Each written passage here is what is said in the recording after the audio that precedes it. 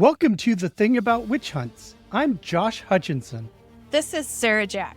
Today we're exploring the intersection of history, community, and theatre in the Scottish Borders. We're joined by a fantastic panel of guests to discuss Rope and Flame, a community-forged production that tells the devastating true story of the 1629 Peebles witch trials, where 27 people, including 20 women, 6 men, and a 15-year-old girl, were accused of witchcraft and executed. Our guests today include Clare Prenton, the director and co-writer of the play, Anita John, playwright and co-writer, Scott Noble, the lead actor who plays the real-life historical figure Reverend Archibald Sid, and history consultant Mary W. Craig, the historian and author whose book, Borders Witch Hunt, inspired this incredible project.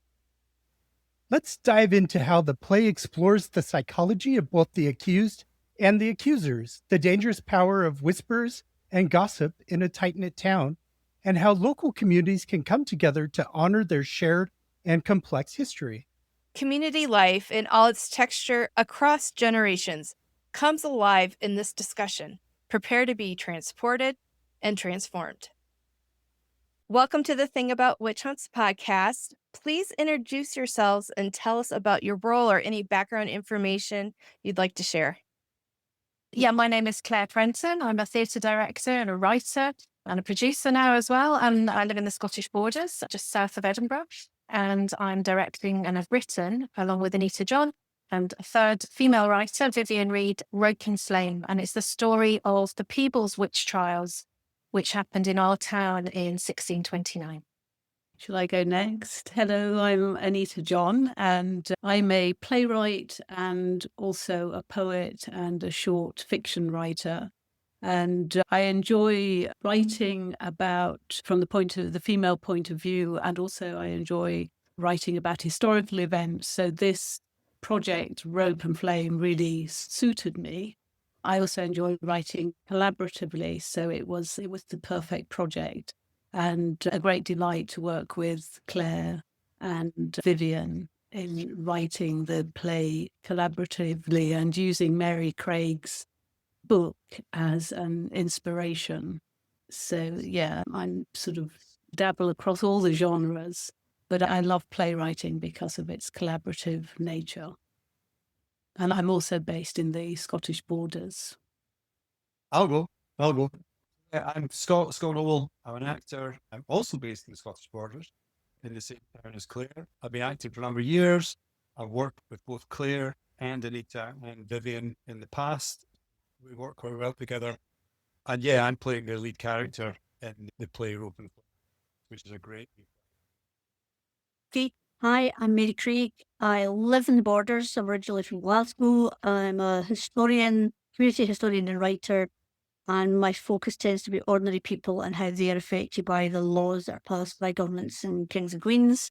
I am thrilled, honoured, and utterly fascinated by this play that has been developed, Rope and Flame, and being an absolute theatre geek myself, I can't wait to see it, because I think that while history books are important, and they absolutely are, other ways for people to approach these stories, other ways for these stories to be told is incredibly important. And I just think it's amazing what the Rope and Flame team are doing. So I'm just literally waiting to see it all unfold on the stage.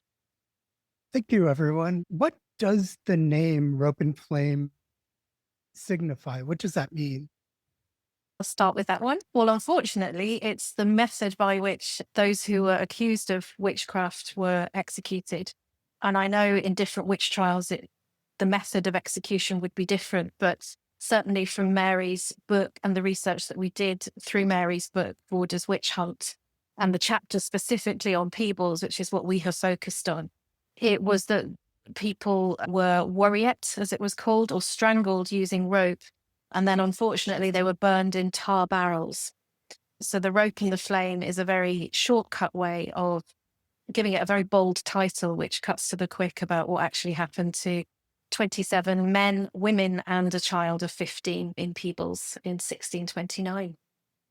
And could I just add that after the people who were accused of witchcraft were strangled or worried and burned in tar barrels, I believe that ashes were then thrown into the River Tweed, which is the river that runs through Peebles, the local town here, so that they wouldn't be able to leap out of the river. The reincarnated spirits would not be able to leave the water. So the local river also has a great resonance, I guess. The commemorative plaque that was established to commemorate the 27 people who were executed is very close to the local river, the River Tweed, which is very moving. So you can physically go and stand in that place to commemorate the people who died. And interestingly, Claire can probably pick up on this, but the play moves between 2022 and 1629. So we have the memorial plaque and the people unveiling the plaque, and then also the events in 1629. So it's quite a nice timeline. I don't know if you want to say anything more about that, Claire, about the... Yeah, I think that was the timeline. inspiration for, I think the inspiration for writing the whole piece was that I was made aware that there was going to be this ceremony on Tweed Green, which we all walk past this patch of green land as we're walking into town from wherever we live. And there were about 100 and something people standing in the pouring rain in October 2022. And I think Mary was there. I didn't know Mary at this time. And I went along just because I was fascinated. I'd never heard this story about our town. And although I'm from England and I've only lived here since 2008, I'd never heard anybody talk about this at all. I'd not seen it in any history, Facebook pages or anything. And so I was fascinated by this kind of a dark period in the town's history and how a group of local people had come together to form a committee in order to get the plaque put there. And a local undertaker has actually placed it there and paid for the stone and has agreed to maintain that stone to the 27. So that was the real inspiration. And I teach a class at the local theatre, and so based a class on Rope and Flame. And Anita was actually on that course.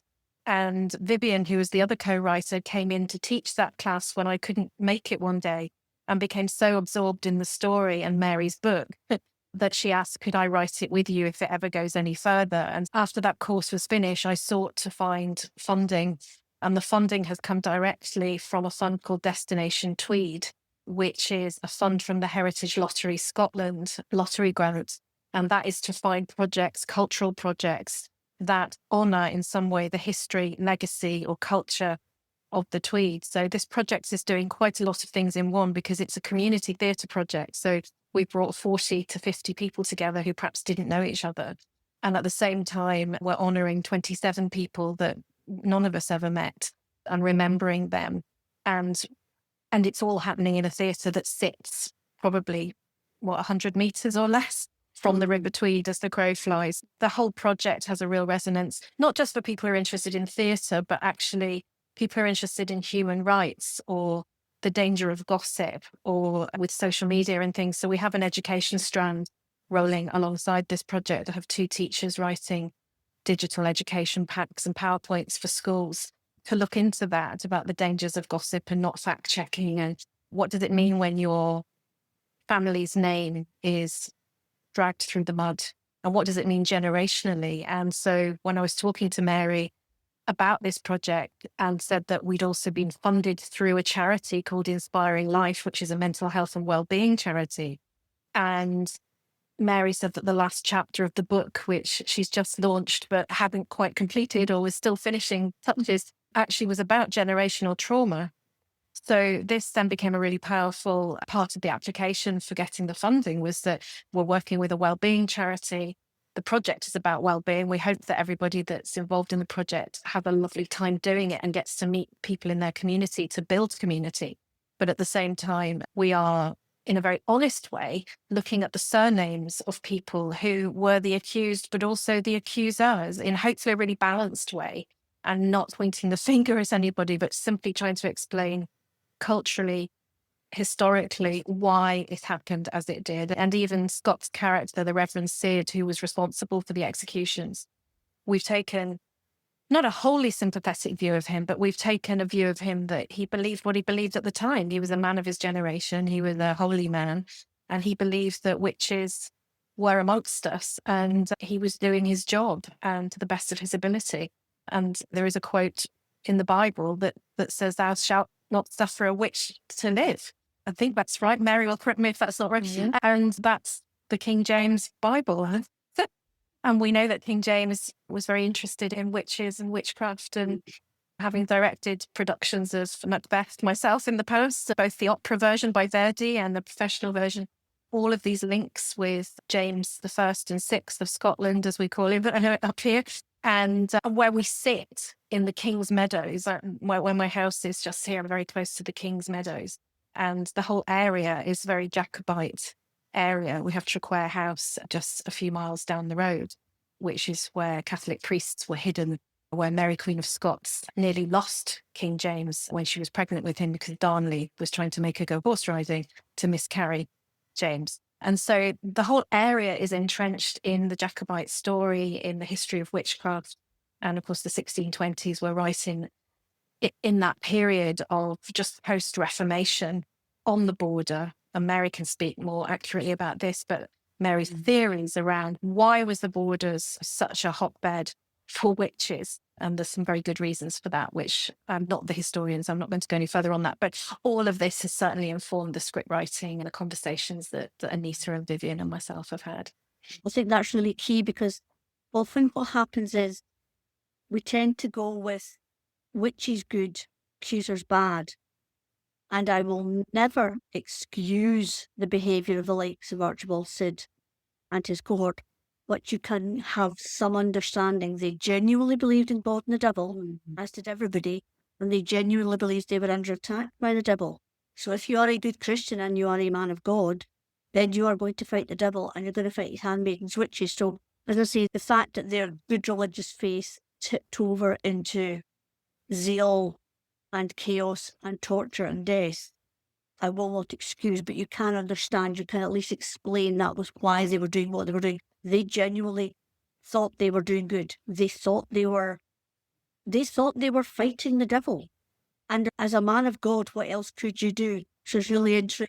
That's coming out strongly in the play, which again, I don't believe anybody is 100% evil. I believe that some people do bad things and most people do good things. And Archibald Sid probably got up in the morning and thought he was doing a good thing. And in a way he was, because he was trying to protect his flock. So it's good that we can tease out all of these nuances in something like a play, because not everybody's going to read a history book. So I think it's really key that all these intricate parts of human psychology and human nature are going to be explored in the play, and hopefully people will go away and think about it and talk about it. So that's great. Scott, do you, as a character in this kind of role, the community, looking back, it's one of the enemies, but when it was happening, a spiritual protector, do you feel the weight of that? How is this resonating with you as a actor? The tricky thing is trying to get that balance. And it's not all kind of fire and brimstone and you're all going to go to hell and all this. It's, I think what's been quite cleverly done in the play is bringing out the human side. There's a couple of lovely wee scenes in it where it's just him and his wife. And you can see that he's torn and his wife's kind of challenging him and said, "Yep, there's children." And he said, "Yeah, the devil doesn't spare children." He is very black and white. But there are moments in it where you do see the human side a wee bit. And you see this element of him being torn. But actually, his faith comes first. And as Mary quite rightly says, he's there to protect his flock. And he's genuinely scared of witchcraft, of the devil. The devil is going to take the town. We don't want to turn into other towns that this has happened to. So it is all very kind of, I'm there to protect people. But at the same time, there's chinks in there that just tease out that human element to him. But only briefly. Because then it's back into the kind of character of challenging and questioning what's going on in the town and accusing. Also, I think the pressure that he was under as well. So the commissioner comes down from Edinburgh. And because we're a small market town, like even a lot of us commute to Edinburgh now, we go to Edinburgh a lot. We're not a parochial little town by any means.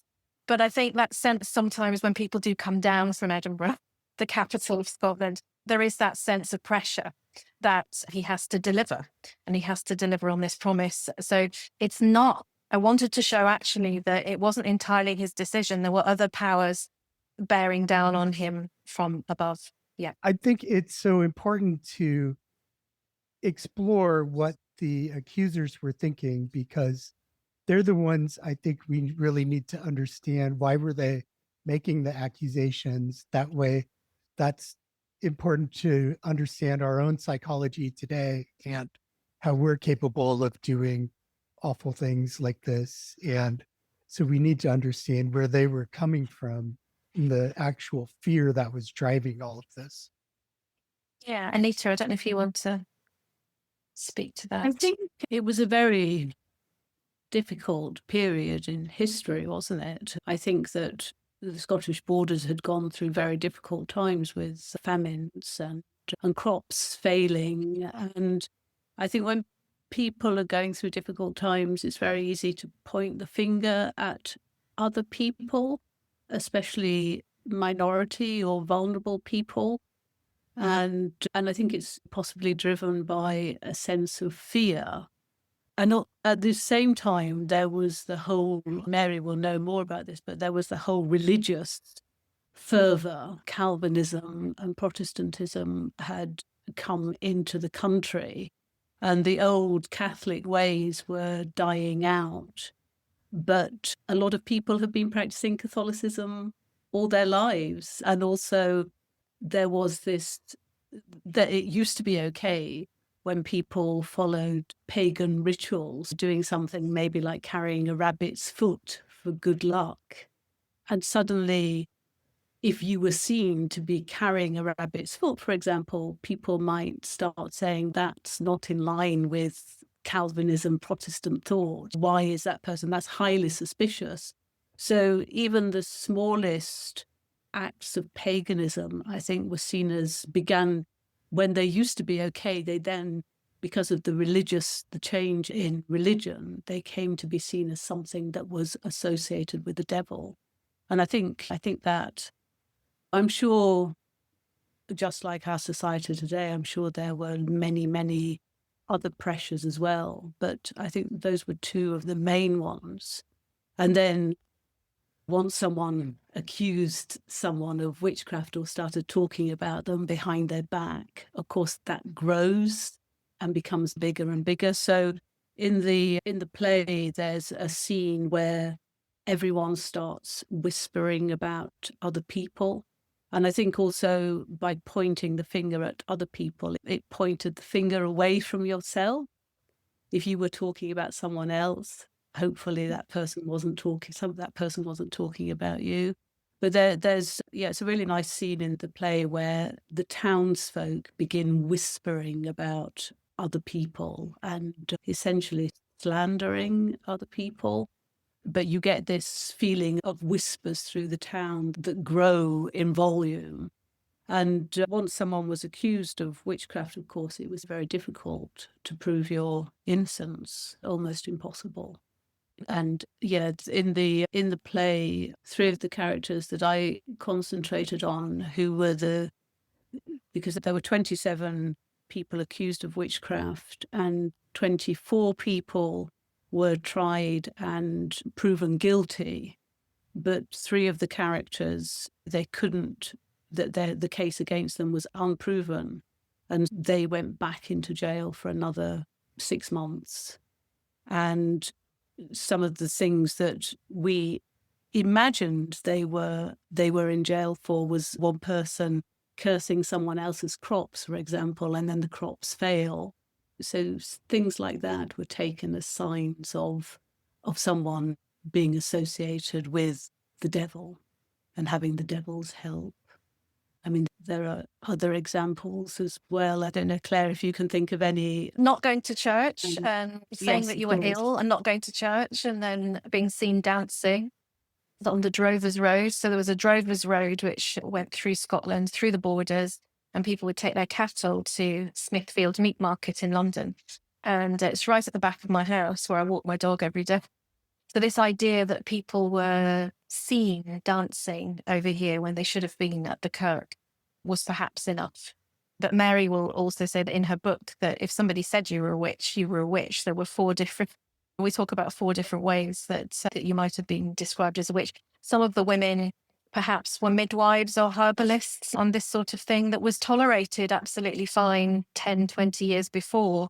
But it's, as Anita alluded to, sometimes in history, we only have to look at other countries and what's happening politically in our own times, that things that have been tolerated 5, 10 years before are seen as sinister and banned later. And progress is not always linear. In that sense. Sometimes we have to fight for those freedoms to gain them back again. And certainly I was fascinated by the fact that we have 21 women, one of whom is a 15-year-old child accused of witchcraft, but also there were the men as well. So I think a lot of people are always surprised when I tell them, oh no, we've got 6 men in the cast who are also accused of having the devil's mark or being involved for various reasons. And we've alluded in the play to someone who perhaps is just outspoken. He was known as Jokes o' Graham locally, and we didn't want to interpret that as someone who was a fool or the local clown or whatever. So we've made him someone who's sarcastic or says he's a truth sayer. He says things as he sees them. So that's been our interpretation of that. That someone who is a little bit loose-tongued or speaks truth to power might have been enough. Mary alludes in her book that it might have been that you were sort of slightly troublesome Catholic or seen as a little too on the papist sympathising side, might have put you in the line of fire if they were trying to squish the old ways as well. And we have a character who is 80 who remembers the Catholic days and she wants to sing in church. And Scott's character is saying, no, we don't do that anymore. And she insists on singing a hymn and gets rapped on the knuckles firmly for it. And she's been played by a lady in the company who is, I'm not going to say her age, but of a very similar age to the character. So we've got people from 15 to 80 representing the real people. And it's quite sobering when they read their names out in the script and each of them read their name and every name is engraved on the plaque on Tweed Green and Peebles as well. It's very moving and it's very sobering. The material is, yes, we're not unaware of people that may be related in the town and related to not just to Sid, but there are certain surnames of people that would have been involved in the executions. And their surnames are still very much alive and well in the town as well. So we've tried to be honest and we've tried to not point the finger at anybody because that's the opposite of what we're trying to do. But we're trying to also bring it to light, a story that was untold and hasn't been taught in primary schools or the secondary school here. And we're offering the history teachers and the primary school teachers an opportunity to look at that with their classes and engage the young people in the thing that they walk past every day when they come into town for their lunch from our high school is actually, they were real people and they can see a play about it. Just to say, one of the things I think is really important, again, about the play rather than a history book, is that I think there is a huge amount in the witchcraft trials that resonates today. We're talking about the scene in the play with all of the whispering. Social media, and I know it can be a great platform for connecting and having fun with your friends and sharing photographs of your dog having a birthday party. But it can also be a medium by which whispers go round, gossip goes round, people get bullied, people get piled on. And the level of gossip and oh, I saw this, well, I know that about her, can happen so quickly and so readily that there are parallels to today that I think, again, without beating people over the head and making them have a history lesson, the play can just have people thinking, oh yeah, the power of gossip, the power of actually not thinking things through, but jumping on a bandwagon to have a go at somebody for some bit of gossip that you've no idea if it's true or not. So I think that's another important element of the play. I would agree, Mary, and I think it's that thing that as soon as something is said about somebody, the power of words, then people start believing it, even if it's not true. Yeah. So I totally agree with you.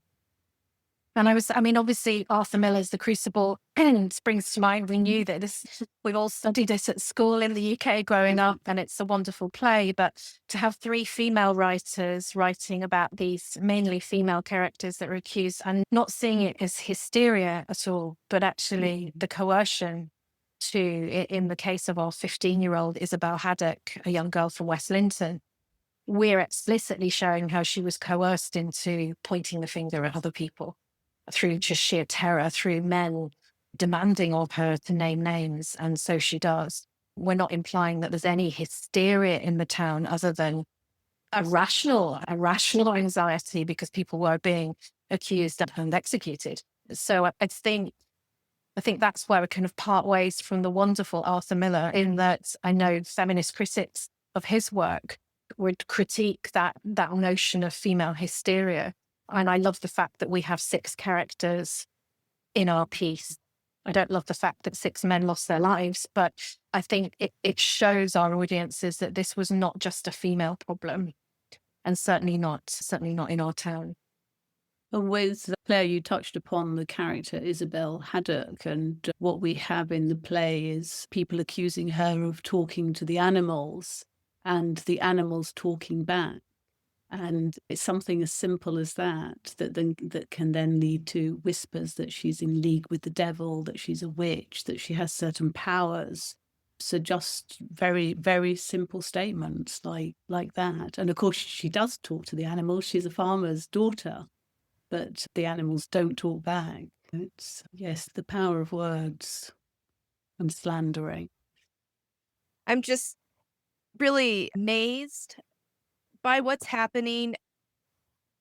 I descend from Rebecca Nurse, Salem Witch Trials, Crucible character. And I feel what is happening with this history that you are bringing to life, and that Mary has spent such meticulous time researching and sharing with the world too, is really special, because it wasn't broadly, globally sensationalized first. There is a lot of important things that can happen with the Crucible story, and it's still a useful tool. But I think this is just really touching that you have the history. When we started talking today, you talked to us about the river and the memorial and the grant that is allowing this piece of art to come together was from the community, and it's a gift to the community, and it's made by the community. I just think it's very remarkable. And all of this just is such a tribute to the history, and not just to the victims, but to the whole community that was experiencing this, even to the Reverend.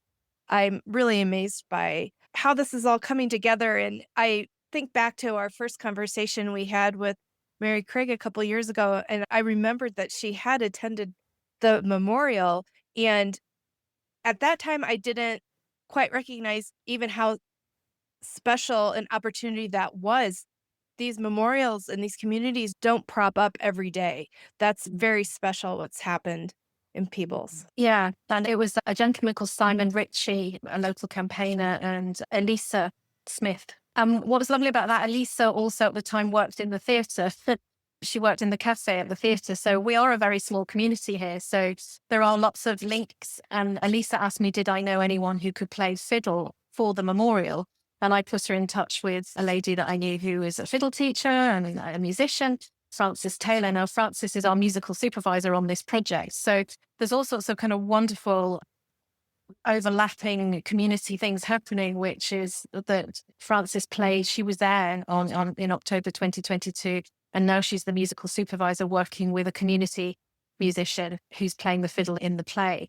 So it means a lot to the people who are in it, but it also means a lot, I think, to a lot of other people. Our tickets are selling very well, and I have no doubt we're also going to another festival in the Borders in Duns, which is Duns Play Fest, which Duns is a tiny, beautiful little tiny market town, much smaller than Peebles even, over towards the coast, about an hour away from us. And they have this remarkable festival every year since about 2018, 2019. And their audiences really like historical dramas. And so the artistic director invited us to take the play over there. So it gets a wider audience. But what I'm really interested with that is Mary is doing a pre-show history talk before that performance and in Peebles as well. But there's also a chapter on Duns in Mary's book, Borders Witch Hunt. So a local community could take that chapter and make their own version of what we have done. There's another chapter on Ima, so that, it's another chapter. So a lot of these towns could, I feel, if anyone came from those towns, if they wanted to do their own version, because their stories will be their stories and they might want to retell them in their way. But they might be inspired by what we've done to think about how they might like to tell that story. So I hope we see lots more popping up. There have been more and more witch trial dramas popping up in Scotland, I've noticed, and it is linked to the memorials that are popping up as well. And so I think there has been a movement in recent years. And on Facebook, we're following them, they're following us. It's a real community like yourselves that we can share these stories, even if geographically we can't always get to performances or gallery showings or whatever. I think it's maybe worth saying as well that in 2022, on International Women's Day 2022, Nicola Sturgeon, who was the First Minister of Scotland at that point in time, she issued a posthumous apology to the people who were accused of witchcraft.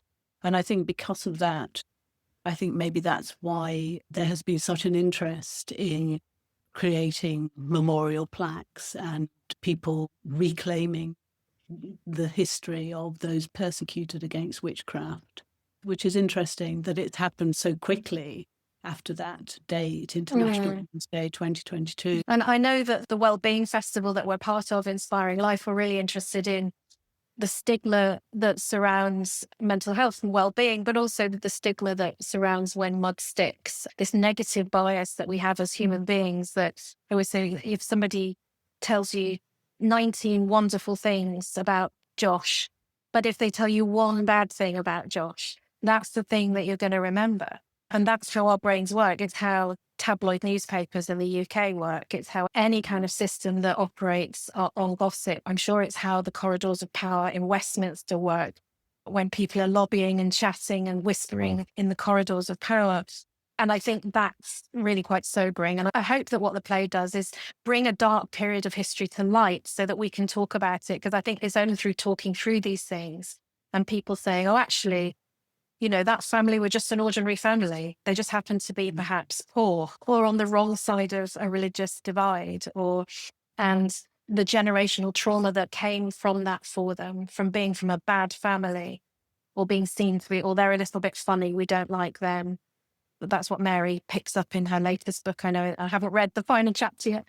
I think that's something that we can all take away from the danger of alluding to in any way or pinning something on someone unless you've got your facts absolutely straight. We have political leaders that don't believe in facts sometimes now. So it's difficult. It's very, very difficult. And although the internet has democratized, publishing, it's also a place where a lot of nonsense sits and a lot of falsehood sits.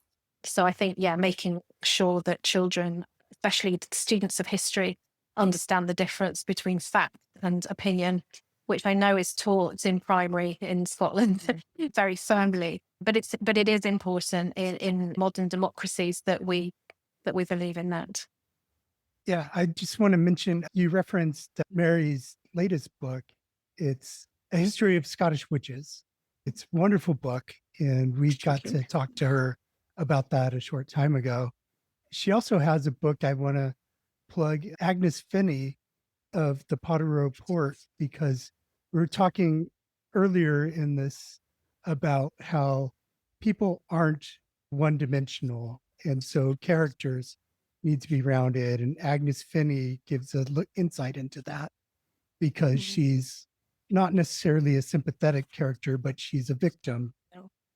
Yeah, it's always easy to think of the witch as the poor little old lady on the edge of the village gathering herbs with sweet little curves and all the rest of it, whereas Agnes Finney was a bad-tempered, sharp-elbowed, scrawny shopkeeper in the midst of Edinburgh. But she was still deserving of justice and did not deserve. And that's the point. And that's why I'm thinking the play is very good with the Archibald Sid character, is that we are all a mixture of good and bad, and some days we have good days and some days we have bad days. And the best thing we can do in modern democracies is to allow for that. It's very easy to like sympathetic characters, and it's very easy to fall into the not liking unsympathetic characters. So the more we can have these conversations, whether it's in book form or podcast form or play form, to tease out these different aspects of human nature and have open and honest conversations about things that we did wrong in the past, and hopefully we can learn from them. So that's why the play, I think, is just amazing. And podcasts like yourselves and books and all these different ways of looking at facts and then interpreting them and pulling them apart and debating them and putting them all back together again and seeing what we can learn from them, that's key to me. Because if you can't focus on the human in history, then all you're doing is stirring the dust. And plays like this, which focus in on characters such as Archibald, characters such as Isabel Haddock, that's where you want the focus, so that people can see the real individuals that this happened to. And I think we've got some nuances in there, in that there's a scene where Isabel Haddock is arrested, and once she's been taken away, her own parents don't really have agreement. Her mother is distraught and the father is unsympathetic. So that there's a sense that she'd been too soft with the girl, or she shouldn't have let her talk to the animals in the way that she had. So we're also implying that even within communities, even within marriages, within Sid's marriage to his wife, where she wouldn't have had that much autonomy outside of the house to speak her mind, when the doors are closed, she's quizzing him and saying, are you doing the right thing? And he's terrified and asserts that he is doing the right thing. But there's always that element of doubt in him, I think, that he's not sure he's doing the right thing morally, although fiscally and politically he might be doing the right thing. And but I think to show those women's voices, because I said we've got 3 female writers, so those sorts of things came very naturally in the storytelling. We don't feel like, oh, suddenly we're being feminist about this. We just are women. And so it's our natural approach to how we would approach that story. And also seeing it from Mary's point of view in her book, the way she writes so beautifully about social history and really brings it to life. So for dramatists, it's a joy, because you can really picture it and you can really think about how these characters lived. And our cast are really enjoying the backstory and creating the backstory to who they are and who their friends were and who they would hang out with. And they're learning the history of the town that they didn't know before as well. And I should say as well that some of our actors are coming from quite a long distance away, from an hour or 2 away. So we do have people from other borders, towns like Kelso and even into Dumfries and Galloway. So our Isabel Haddock is actually a 15-year-old from Dumfries and Galloway across the border. So still in the Scottish borders, but not technically Scottish borders, but heading towards England to that border. So it's, even for the theatres that have helped us with this, it's the outreach and the sort of audience development. There's so much interest in history, social history. I think we know that from popular TV programmes. And I think if theatre can capture that as well, then hopefully we can encourage historians to visit the theatre, because not everyone is Mary and loves their theatre as well. But also we're bringing new audiences and a fresh approach to the storytelling.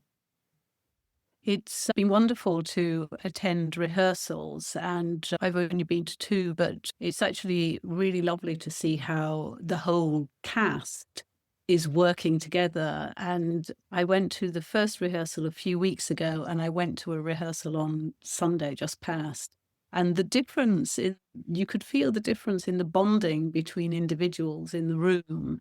And the second time I went along, they were so much more relaxed. There were conversations and discussions going on between the community actors, and just a really, really positive feeling, actually, that power of theatre and how community members can step up and probably be slightly out of their comfort zone. I would imagine they're doing something, feeling that they're achieving. So it's great that Mary's book and this play is now being brought to life by wonderful community actors, Scott included, and how that's having an impact on each individual actor's life. I think that's a wonderful thing about theatre, is how it touches more than just the writer. It touches, and then hopefully the audience will be moved and leave with messages that they themselves will think about.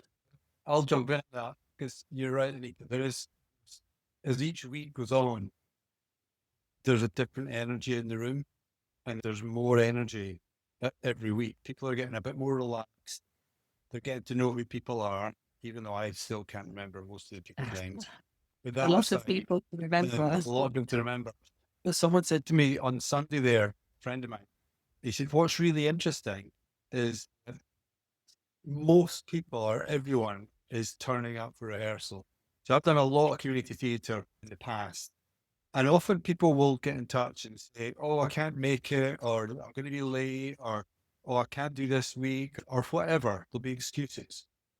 This is very different. I guess it's that energy that people are really committed, and they really want to turn up, and they really want to do the work, and tell the story. So they're really coming with enthusiasm. And as I say, as each week goes on, you can feel that enthusiasm and that energy. And I think it's a test to the writing and the directing, to the story that we're telling, to the community. That's where we've got that energy, and that's where we've got this thing. It's great. From that point of view, it's really good to observe and be a part of. And I should say, we didn't audition. I didn't want to audition anybody. I wanted real community members, some of whom have done amateur dramatics, some of whom are professional actors like Scott, who's leading the company. But I didn't want to audition people. I wanted to be able to turn up and say, I'm in because I care about this story and I want to tell this story.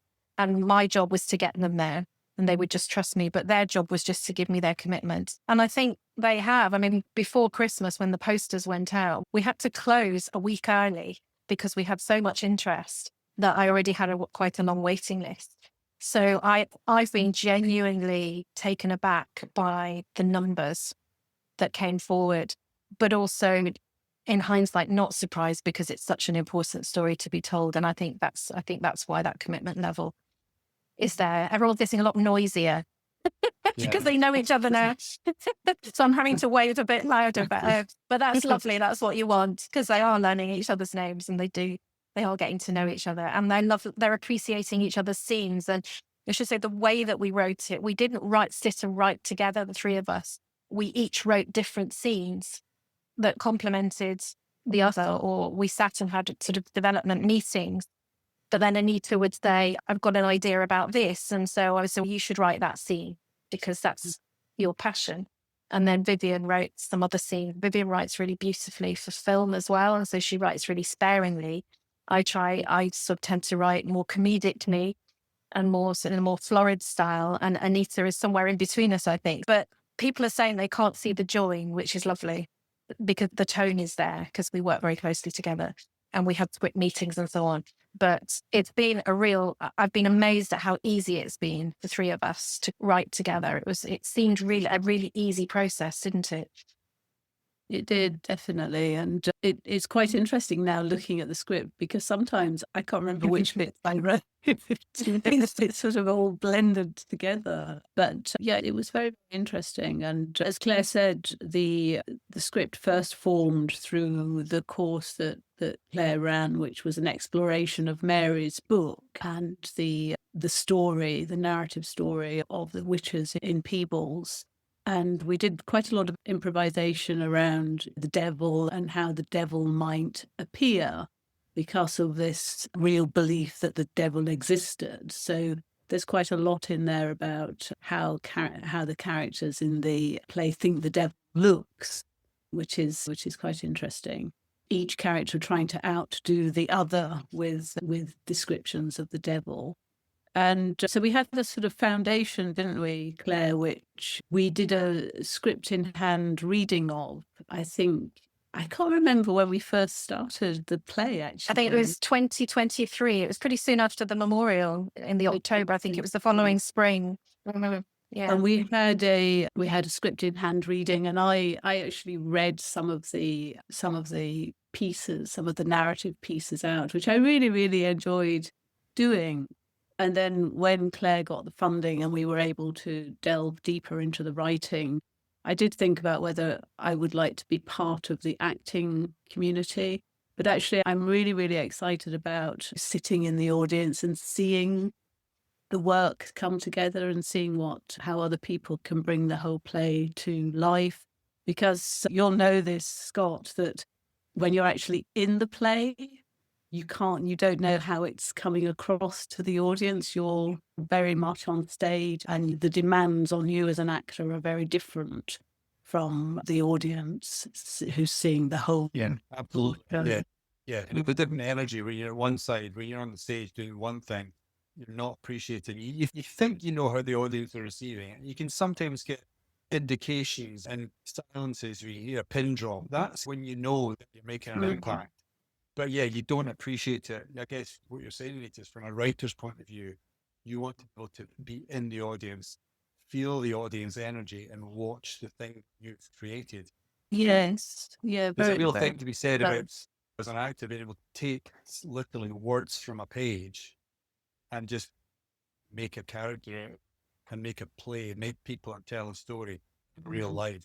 It's a really powerful thing to be able to do. I should explain also to Sarah and Josh that we have the cast on stage for the whole hour of this play, and they're sitting on benches around the edge of the space, which creates either the courtroom or it creates the kirk, the church. So there's a real claustrophobia. Everybody is on stage for the entire time. And so when other scenes are taking place, we're just aware that everybody's watching. We may even have some actors watching our audience coming in through the theatre foyer and feeling they're being whispered about. We're not sure yet. But we just wanted to create that sense of unease that there's a lovely town. I chose to bring my family up here, as did Scott, and the Borders is lovely. And so was Peebles in 1628. And that's how our play starts, because a lot of people move here for the lifestyle, for the mountain biking, for the fishing. And we're saying, yes, it was probably like that too, although it wouldn't have been mountain biking in the 1620s, but Peebles was a thriving market town with mills everywhere. But then when famine strikes, when poverty strikes, when things start to go wrong, it doesn't take long for a community to turn, as we know from civil wars all over the globe. And we've all had them. Yeah, so it's a kind of cautionary tale as well, I think. I don't take that lightly, that we do need to remind ourselves of these things because we don't want to go backwards. We always want to be moving forwards, I think. Mary, what was important for the acting team to know about the history? I see how the history was so important to the creation of the play, but how immersed did the actors need to be in the history? I think the actors needed to know the bare facts of the history, but they also needed to understand the external pressures that were driving people to make the accusations that they did, the external pressures that were causing this fear of the devil. And I think they've got that. The fact that this play happens just 3 years, so the action happens just 3 years after Charles I comes to the throne, who's married to a Catholic, who puts forward the act of revocation, taking land back from the church.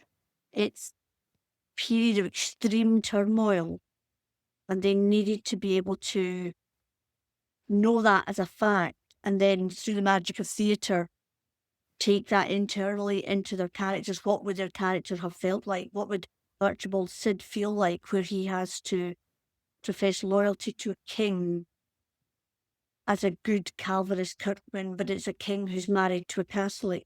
To be able to take all of that background noise, if you like, and bring that into the character, I think that was really important, because otherwise it just becomes a place of big bad Kirk picked on these women. The bare reading of the facts would say these were innocent people persecuted by the church, taken through the justice system and executed.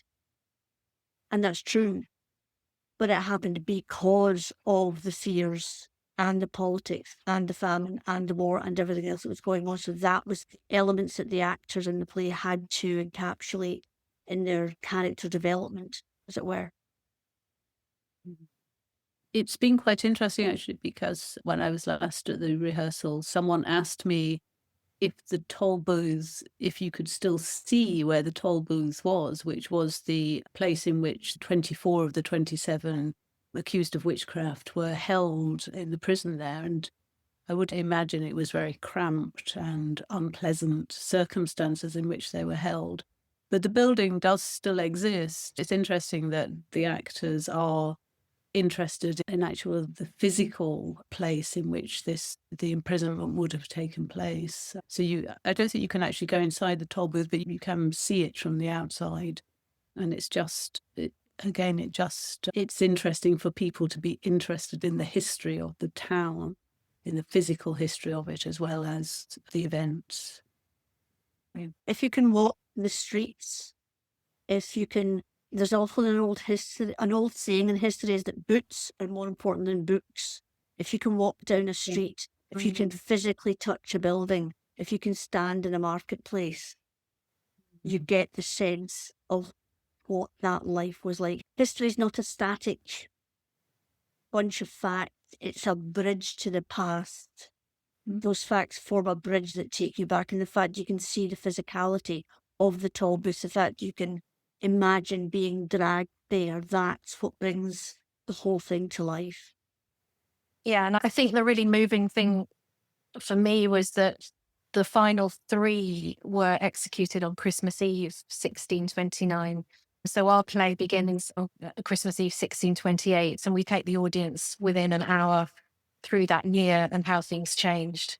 And one of those 3 executed had just given birth to a child as well. So, yeah, they all then walked into town and went to the Christmas service.